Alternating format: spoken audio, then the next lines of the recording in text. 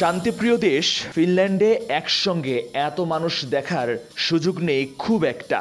এপ্রিলের শেষ বিকেল থেকে পহেলা মে ফিনল্যান্ডের বাতাসে বইতে থাকে উৎসবের ঘ্রাণ, যার নাম ভাপ্পু। ফিনিশ বসন্ত, ছাত্র উৎসব আর শ্রমিক দিবসকে কেন্দ্র করে এই উৎসবটি ফিনল্যান্ডের অন্যতম রঙিন আয়োজন।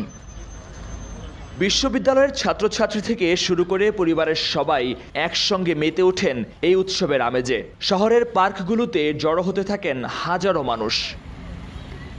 বিশেষ এই দিনে শিক্ষার্থীরা অলিউপ্পি লাসলাক্কি নামের ঐতিহ্যবাহী সাদা ক্যাপ পরে একত্রিত হন, যা প্রতীক হয়ে উঠেছে ছাত্রদের সংগ্রাম আর একাত্মতার। বিশ্ববিদ্যালয়ের নবীনদের জন্য এটি প্রাপ্তির, আর প্রবীণদের জন্য স্মৃতির আবেশ।